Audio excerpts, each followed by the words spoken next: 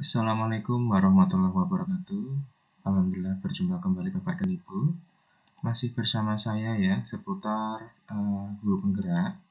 Kali ini saya akan berbagi tentang informasi Lokakarya 6 ya, calon guru penggerak, dengan temanya adalah pengelolaan program dalam pengembangan sekolah. Tapi sebelumnya Bapak dan Ibu yang belum klik subscribe dan klik loncengnya silahkan diklik ya, agar terus mendapatkan informasi terbaru dari saya. Langsung saja Bapak dan Ibu, apa saja yang harus kita lakukan atau kita persiapkan di Lokakarya 6? Jadi untuk Lokakarya 6, yang pertama adalah topik pembelajaran modul yaitu pengelolaan program yang berdampak pada murid. Kemudian pertanyaan utamanya adalah bagaimana strategi merancang sebuah program agar dampaknya dapat terlihat. Kemudian yang kedua, bagaimana strategi untuk memonitor dan mengevaluasi program, serta untuk menarik pembelajaran dari prosesnya. Kemudian produk yang dihasilkan, 1. Dokumen rencana program atau dampak, hasil langsung, aktivitas atau strategi pelaksanaan dan input. Yang ketiga, dokumen rancangan monitoring dan evaluasi. Dan yang ketiga adalah pengumuman rencana lokakarya selanjutnya tersampaikan. Kemudian agendanya adalah 1. Bercerita potensi-potensi yang dimiliki oleh sekolah masing-masing. 2. Berdiskusi tentang rencana program yang berdampak pada murid. 3. Menyusun rancangan program. 4. Menyusun manajemen risiko program. 5. Menyusun rencana monitoring dan evaluasi. 6. Pengumuman pelaksanaan lokakarya selanjutnya. Ini adalah 6 agenda dari Lokakarya 6. Kemudian ini adalah jadwal dan rangkuman sesi Bapak dan Ibu. Yang pertama adalah biasa pembukaan ya, dilakukan secara pleno. Kemudian ada ice breaking, kemudian kesepakatan kelas ya, dan menyampaikan tujuan agenda. Di sini dilakukan secara pleno, durasinya 15 menit, 10 menit. Yang kedua adalah potensi sekolahku ya. Di sini ada aktivitasnya, saling bercerita, potensi sekolah masing-masing. Ini aktivitasnya adalah kelompok bersama pengajar praktek selama 15 menit. Kemudian menceritakan temuan hasil bercerita dengan teman-teman yang lainnya. Jadi setelah Bapak dan Ibu nanti saling bercerita, maka nanti menemukan hasil dari masing-masing itu tadi ya. Ini juga dilaksanakan secara berkelompok. Waktunya kurang lebih 10 menit. Kemudian yang ketiga, rencana program impian. Jadi aktivitasnya adalah mempresentasikan rancangan program yang dibuat sebelumnya. Ini juga aktivitasnya secara berkelompok. Kemudian durasinya 40 menit. Untuk selanjutnya adalah merancang program yang berdampak pada murid. Ya, aktivitasnya adalah menyusun rancangan program mulai dari dampak, tujuan, hasil cepat ya, atau langsung, aktivitas, strategi, program input. Ini juga aktivitasnya berkelompok bersama PP. Durasinya 30 menit. Kemudian membuat manajemen risiko program ya. Aktivitasnya juga berkelompok, durasinya adalah 20 menit. Kemudian yang terakhir adalah presentasi ya, dan feedback rancangan program yang dibuat. Ya, ini dilaksanakan secara pleno. Waktunya 35 menit. Kemudian diakhiri break siang ya. Maaf, ini breaknya mungkin adalah break di waktu ini ya, break siang Bapak Ibu ya. Jadi ini adalah break siang, makan siang, sholat ya, 60 menit. Karena ini adalah 60 menit berarti adalah break siang.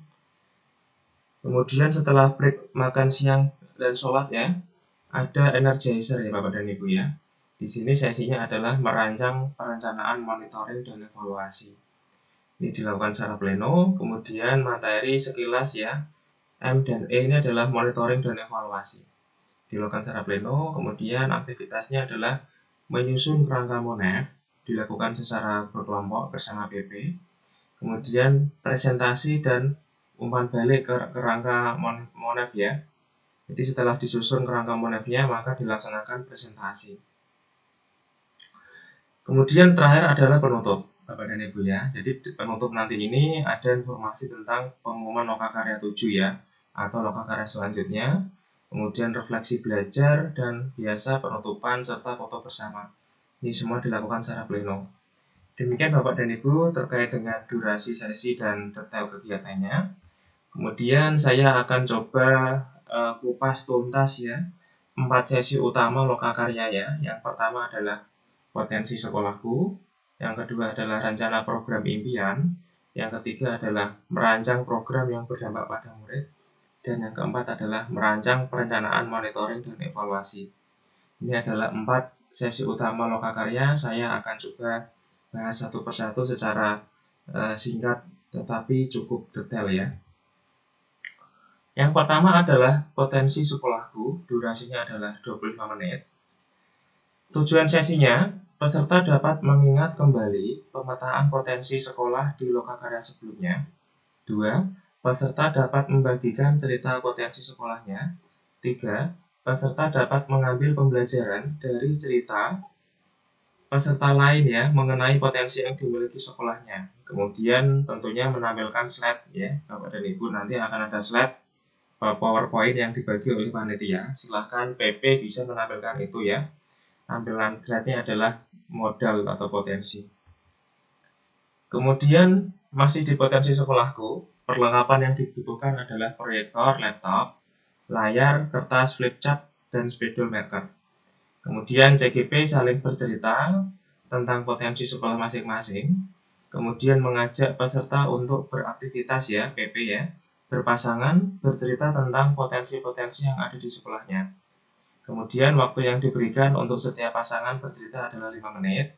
Kemudian selanjutnya berbagi temuan dari cerita yang lainnya. Nanti Bapak dan Ibu CGP akan berbagi ya, sharing apa yang ditemukan dari cerita teman-teman antar CGP. Kemudian para CGP menjawab pertanyaan ini Bapak Ibu ya. 1. Hal baru apa saja yang Bapak Ibu dapatkan dari cerita teman lain? 2. Pembelajaran apa yang Bapak Ibu dapatkan dari cerita teman lain? Kemudian itu adalah potensi sekolahku ya Bapak dan Ibu ya. Kurang lebih aktivitasnya nanti seperti itu. Kemudian yang kedua adalah sesi rencana program impian ya. Ini dilakukan 40 menit kurang lebihnya. Kemudian tujuan sesinya adalah peserta dapat menceritakan program yang telah direncanakan sebelumnya. 2. Peserta memberikan umpan balik terhadap programnya ya, artinya Bapak Ibu ya. Kemudian untuk perlengkapan yang dipakai hampir sama ya, ada proyektor, laptop, layar, kertas flip chart, dan spidol maker. Kemudian CGP berkelompok sesuai dengan kelompok PP dan berdiskusi apakah program yang telah dibuat sebelumnya termasuk program berdampak murid. Kemudian setiap kelompok akan dipandu oleh satu orang co-fasilitator dalam melaksanakan diskusinya. Kemudian waktu untuk bercerita masing-masing adalah 5 menit ya. Setelah semua peserta bercerita, pengajar praktek mengajak berdiskusi ya selama 10 menit mengenai apakah semua program yang diceritakan merupakan program yang berdampak pada murid. Kemudian selanjutnya, setelah waktu diskusi habis, pengajar praktek mengakhiri diskusi dengan merangkum dan bisa memberikan pendapatnya, terutama untuk mengklarifikasi hal-hal yang masih kurang tepat kepada para CGP. Kemudian yang ketiga ya, itu tadi adalah rencana program impian. Kemudian sesi yang ketiga adalah rancangan program berdampak pada murid. Ini sesinya lumayan lama ya Bapak dan Ibu ya, lumayan panjang, yaitu 2 jam ya, 120 menit. Tujuan dari sesi ini adalah peserta dapat memahami model logis dalam perencanaan program. 2. Peserta dapat menyusun desain program dengan kerangka dari model logis. 3. Peserta dapat menyusun manajemen risiko dari rencana program yang telah disusun. 4. Peserta saling memberi umpan balik terhadap desain program yang disusun. Kemudian untuk tampilan presentasinya atau slide-nya adalah logic model. Untuk perlengkapannya hampir sama ya Bapak dan Ibu ya, ada proyektor, laptop, layar, kertas flip chart, spidol maker. Aktivitasnya, pengajar praktek mengajak peserta untuk mempelajari dasar logic model yaitu rantai hasil atau result chain ya. Kemudian calon guru penggerak membuat rantai hasil dari beberapa impact yang diberikan oleh pengajar praktek pada slide secara individu dalam waktu beberapa menit. Kemudian pengajar praktek mengajak CGP untuk mempresentasikan hasil kerjanya. Kemudian calon guru penggerak menyampaikan hasil pekerjaannya dan pengajar praktek mempersilahkan ke peserta lainnya untuk mengomentari presentasi yang diberikan. Jadi CGP lain memberikan feedback ya terhadap presentasi dari salah satu CGP. Kemudian pengajar praktek merangkum dan memberikan jawaban yang tepat jika jawaban peserta masih belum tepat ya. Kemudian pengajar praktek mempersilahkan peserta lain untuk mempresentasikan hasil pekerjaannya. Kemudian yang terakhir, pengajar praktek merangkum penjelasan mengenai rantai hasil untuk membedakan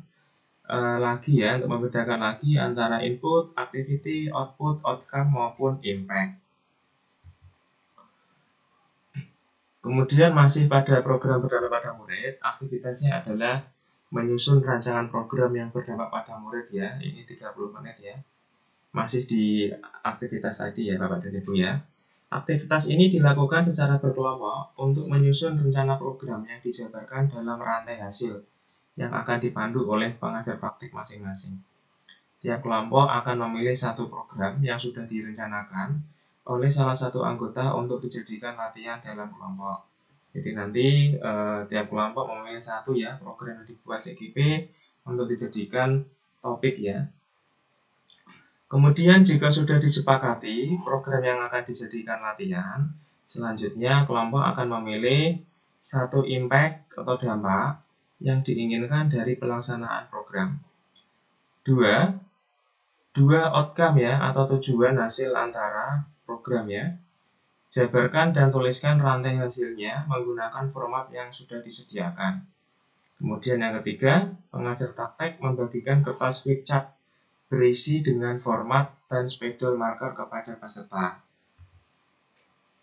Kemudian ini adalah format isian rantai hasil Bapak dan Ibu ya. Ada input, activity, output, outcome, dan impact.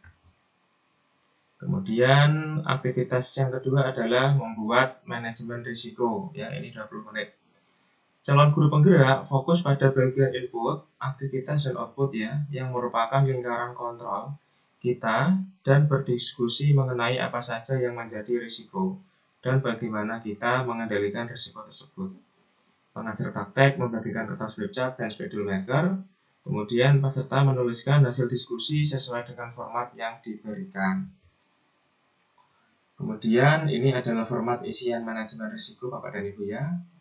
Di sini ada nomor, ada kolom kemungkinan risiko yang terjadi, ada kolom ukuran risiko ya, mulai dari kecil, sedang, dan besar, kemudian strategi pengendalian.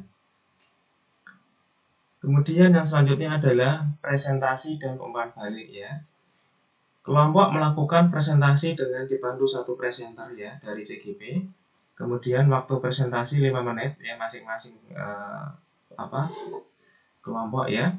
Dan untuk mendapat umpan balik 5 menit dari kelompok lain ya atau CGP lain, bisa berupa pertanyaan atau saran terkait hasil pekerjaannya.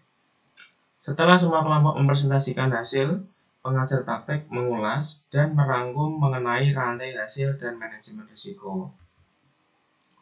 Itu adalah sesi ketiga Bapak dan Ibu sudah selesai. Sekarang masuk ke sesi keempat ya. Sesi poin keempat yaitu perencanaan, monitoring, dan evaluasi ya atau MONEV. Durasinya adalah 100 menit. Kurang lebihnya ya. Tujuan sesinya adalah peserta dapat membedakan monitoring dan evaluasi. Kedua, peserta dapat memahami prinsip-prinsip MONEV. Yang ketiga, peserta dapat mengetahui langkah-langkah pembuatan kerangka MONEV. Dan yang keempat adalah peserta dapat menyusun kerangka MONEV program. Kemudian perlengkapan yang dibutuhkan adalah proyektor, laptop, layar, kertas flipchart, spidol maker, dan sticky note ya Bapak Ibu ya. Kemudian karena ini dilakukan setelah istirahat siang, maka dilakukan energizer ya atau breaking ice ya. Sambut peserta yang baru bergabung dari makan siang Bapak Ibu ya. berikan pertanyaan yang sebagai berikut ya.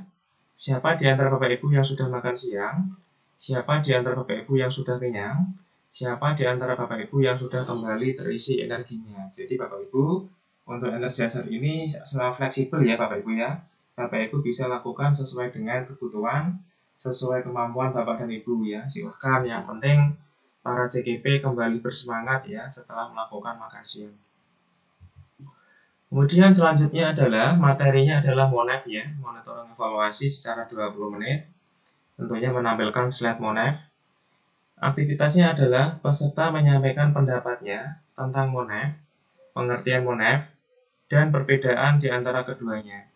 Kemudian PP bisa membuka modul penggerak ya 3.3 mengenai MONEV untuk lebih memahami prinsip MONEV dan menampilkan slide langkah-langkah menyusun kerangka MONEV. Kemudian CGP membuat kerangka MONEV untuk program yang sebelumnya sudah dijabarkan rantai hasilnya dalam kelompok yang sebelumnya. Kemudian aktivitasnya adalah menyusun kerangka MONEV 40 menit, yaitu kegiatan diskusi kelompok dan pengajar praktek bergabung dengan kelompok masing-masing untuk memandu pembuatan kerangka MONEV. Yang kedua, pengajar praktek memberikan kertas A0 yang sudah berisi format pembuatan kerangka MONEV-nya. Kemudian CGP membuat strategi pengelolaan data ya atau pengolahan data dalam bentuk tabel yang berisi pertanyaan monitoring, data yang terkumpul, kesimpulan dan catatan khusus, pengecualian dan lain-lain ya Bapak Ibu ya. Kemudian ini adalah format-formatnya ya, ada pertanyaan kunci evaluasi, ada fokus monitoring, ada model yang digunakan. Kemudian ini juga ada strategi pengolahan data. Kemudian yang terakhir adalah aktivitas presentasi dan umpan balik. Pengajar praktek menjelaskan bahwa satu orang anggota kelompok akan menjadi tuan rumah tetap berada di tempat untuk mempresentasikan hasil pekerjaannya. Kemudian 4 orang lainnya akan berkunjung ke kelompok lainnya sesuai dengan urutan dari kelompok 1 berkunjung ke kelompok lain dan seterusnya. Waktu kunjungan masing-masing kelompok selama 5 menit ya. Tugas pengunjung adalah memberikan umpan balik berupa pertanyaan, hasil presentasi tuan rumah, dan juga saran terkait hasil pekerjaannya dengan menempelkan sticky note catatan feedback di pekerjaan kelompok lain ya. Kemudian pengajar praktek membagikan sticky note dan spidol marker. Pengajar praktek mengatur lalu lintas waktunya. Kemudian penutup Bapak Ibu ya, sudah selesai di 4 sesi utama. Kemudian dalam penutup nanti tujuan sesinya adalah peserta mengetahui informasi Lokakarya 7 ya. Peserta dapat merefleksikan hasil belajarnya.